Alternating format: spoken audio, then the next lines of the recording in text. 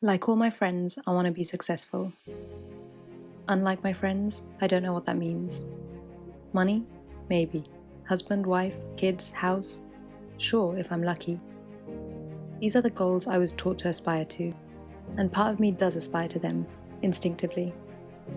But deep down, I'm searching for something else, something more. I have an aching sense that our time is short, shorter than we ever know, short as a morning run, and I want mine to be meaningful. And purposeful. Oh God! Classy. And creative. And important. Above all, different. I want to leave my mark on the world. This is a paragraph I took from the book Shoe Dog by Phil Knight, and it's a memoir written by the founder of Nike. Phil Knight had a crazy idea about 60 years ago. He believed in it, he pursued it, he worked on it, he didn't give up, and he grew it with the help of many others along the way and a little bit of luck. Now they touch millions, if not billions, of people every day, and he's amassed a personal net worth of around $50 billion. I'm not saying that money is the only measure of success here, but what I'm saying is we all have bills to pay, we all have taxes, we all have food that we have to buy, and given that alone, it's easy to see that money is essential.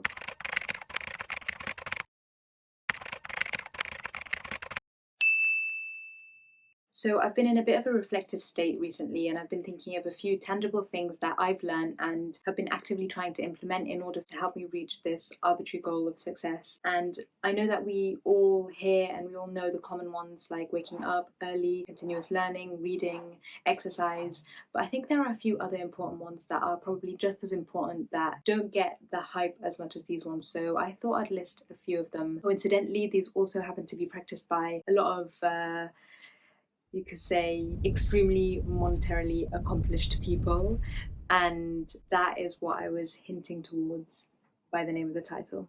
The first habit is passing the valley of despair as soon as possible. Every time that you pick up a new hobby or you do something new, like writing a research paper or starting a business or learning how to edit or to write something, whatever it is, there's a gap of knowledge where you are right now and where you want to be in order to be good at it or in order to enjoy it. I'm going to guess that 90% of the reason that we procrastinate for something is because we have to pass this hurdle and we don't really know where to start sometimes. When we want to get something done and we don't know how to get there, we're going to have to spend some time trying to figure it out in between. And this is the valley of despair. The sooner that we get through that stage of just addressing the problem and understanding exactly what we need to do and how to get there is the sooner that we pass the valley of despair, the sooner that we can start perfecting and enjoying and continuing to work on this thing and just getting good at it and mastering that craft. A lot of extremely successful people know how to just sit down and 3 second or 5 second rule, just get on with it without questioning it because they know that it could take a while to pass that stage, but they also know that delayed gratification is a thing, and if they sit down and get on with it right now, they'll reap the benefits in the future. I also never knew it had a name, and I was going to call it addressing the problem, but a few days ago, really coincidentally, my brother was speaking to his friend and he referred to it as the Valley of Despair. So when he came and told me, I was literally just like. The second habit is that if you're going to hate something, then hate actions and not people. The fundamentals of this stem from having a fixed mindset versus having a growth mindset. A simple definition is that a fixed mindset is the belief that intelligence or talent is an innate gift that you are born with.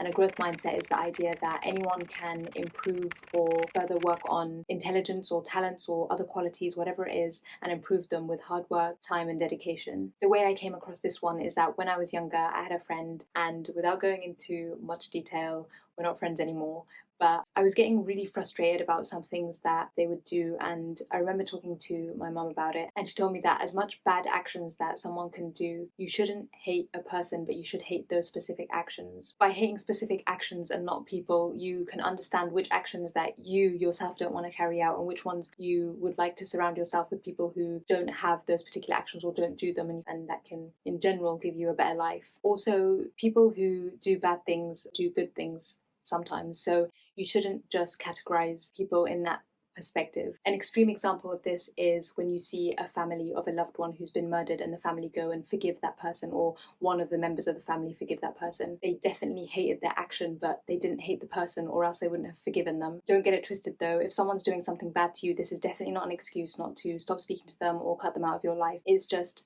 the way that you feel towards certain actions and certain ways that people treat you, and whether you decide to cut someone off or not speak to anyone because of something that they've done is a completely different topic entirely. The third habit is having ownership in everything you do, or as Jocko Willink calls it, extreme ownership. Jocko's experience relates to war and being a Navy SEAL commander, but regardless of your political views, I think that there's quite a bit that you can learn from his experiences. People are so used to pushing blame that it clouds their judgment. The idea here is that in life there are things that you can control and there are things that you can't control. If you take full responsibility for the things that you can control, then when things go wrong, and I said when because things always go wrong, Murphy's Law, then you can rationally look through what could have been done better, what was done right, what was done wrong, from the perspective that you could change, and you can learn from any mistakes that were made along the way. Taking ownership is actually a very difficult thing to do, and you'll find that the majority of people you meet in life probably won't do this. And this applies to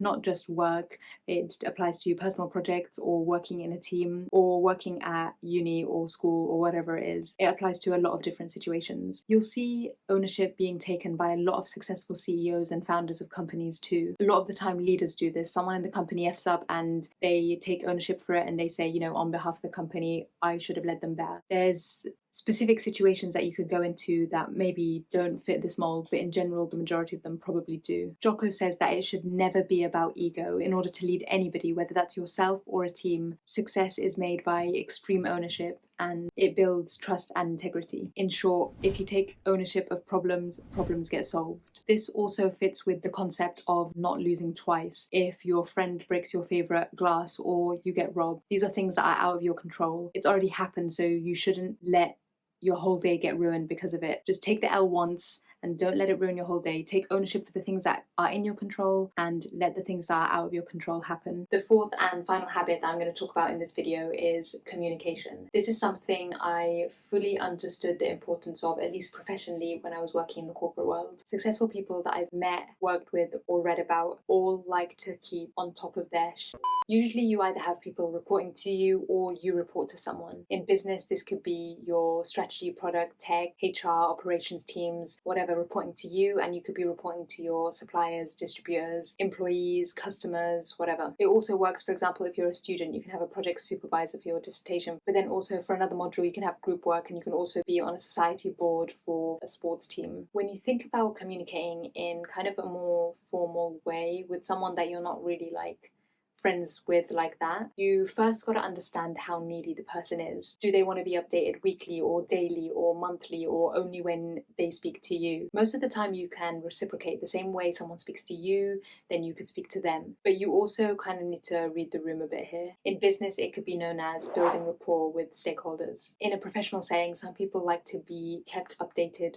all of the time, and others only when something goes right or when something goes wrong. Another thing in more of a formal setting is the use of fewer words. Sometimes people can just bombard you with information and sometimes it could have just been written in a few bullet points. I've learned that people really appreciate getting straight to the point, especially if it's through an email. Even, to be honest, in less of a professional way, that probably makes sense. If someone sends you a text or if you tell someone I'll message you later, just message them later because you said you would. Just try and stick to your word in terms of communication. And on that note of communication, I would love it if you communicated to me if you enjoyed this video by liking or leaving a comment. If you've stayed to the end of the video, let me know if there are habits that you've picked up recently or ones that you think are essential to the way that you work and how you live your life. I'm still working on all of these as well as many more, so I definitely am interested in hearing about different examples. As we all know, habits start small and you can build them up